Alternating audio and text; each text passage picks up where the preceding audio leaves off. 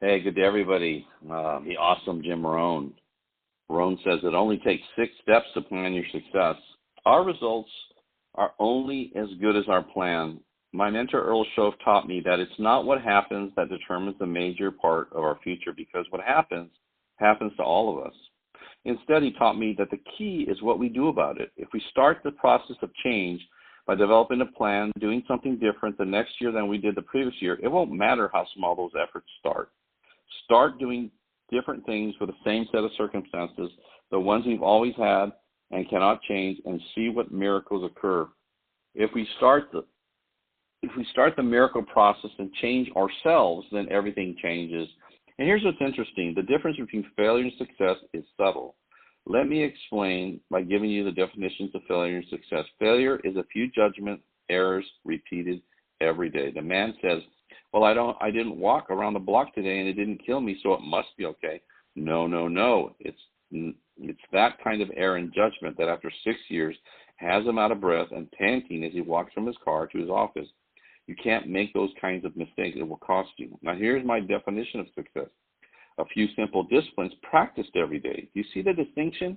A few disciplines. Here's a little phrase you've all heard. An apple a day keeps the doctor away. And my question to you is, what if that's true? How simple and easy is that plan? The fact is, when you look at successful people, you'll almost always discover a plan behind their success. They know what they want. They work out a plan that will get them where they want to go, and they work their plan. It's the foundation for success. As humans, we have the unique ability to affect change in our lives. It is through our own conscious choice, when we engage in the miracle of process of personal development, we are able to transform our nature and our lives. I know for me, my personal development program completely changed my life. I know it will for you as well. I want this year to be a success for you, a smashing success. And we know that means you need to have a plan and then methodically work that plan. The combination of materials, your open attitude toward learning, and your diligence to follow a plan that's right for you will make this year the kind of success we know you want it to be. So let me challenge you to be no less sincere, no less committed to the advancement of your philosophy, the set of your sail, and your plan. So what are some good ideas on developing a plan that will work well and take you to the finish line powerfully? Here are 5 major points to keep in mind. Number 1, develop the right plan for you. Some people are very detail-oriented and are able to closely follow an intricate plan. Others are less detail-oriented. That would be me, which is okay too. So what plan is the right plan? The plan that fits you.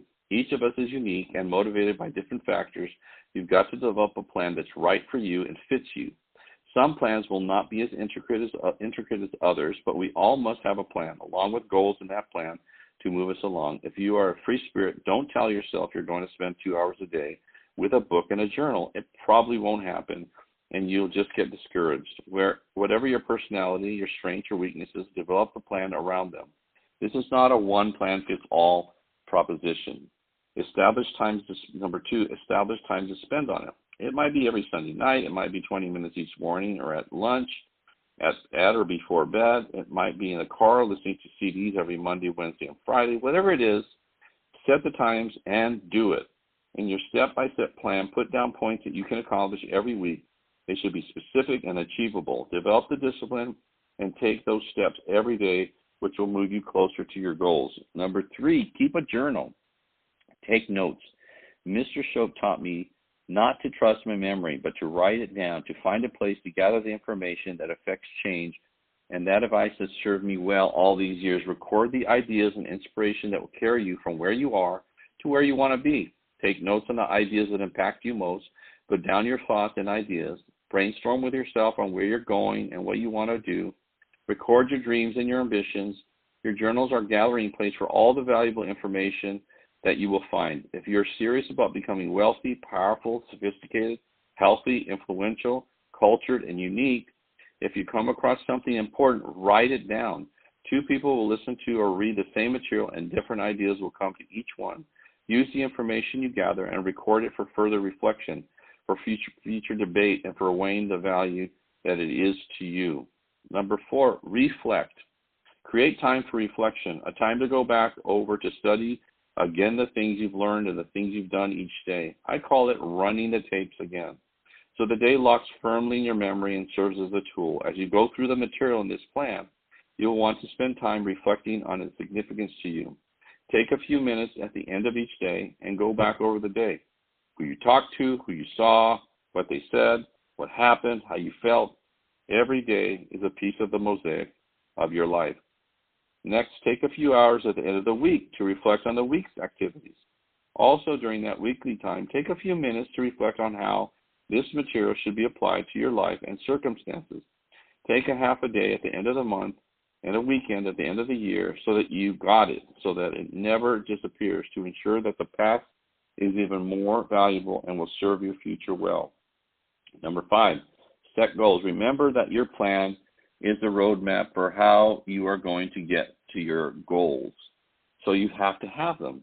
Of all the things that have changed my life for the better, and most quickly, it was learning how to set goals. Mastering this unique process can have a powerful effect on your life too. I remember shortly after I met Mr. Schoaf, he asked me if I had a list of goals, and of course I didn't. He suggested to me that because I lacked a set of clearly defined goals, that he would guess my bank balance within a few $100s, and he did. Well, Mr. Schoaf immediately began to helping me define my view of the future and my dreams. He taught me to set goals because it is the greatest influence on a person's future and the greatest force that will pull a person in the direction they want to go. The future must be planned, well designed, to exert a force that pulls you toward the promise of what it can be. And 6, act on your plan. What separates the successful from the unsuccessful so many times is that the successful simply do it. They take action. They aren't necessarily smarter than others. They just work the plan. The time to act is when the emotion is strong. Here's what happens if you don't. The law of diminishing intent. We intend to act when the idea strikes us, when the emotion is high. But if we delay and we don't translate that into action fairly soon, the intention starts to diminish. Diminish in a month from now, it's cold, and then a year from now, it can't be found. So set up the discipline when the idea is strong, clear, and powerful. That's the time to work the plan. You must capture the emotion and put it into discipline activities and translate it into equity. And here's what is interesting. All disciplines affect each other. Everything affects everything. That's why the smallest action is important, because of the value and benefits that you receive from that one little action will inspire you to do the next one and the next one and the next one. So step out and take action on your plan, because if the plan is good, then the results can be miraculous.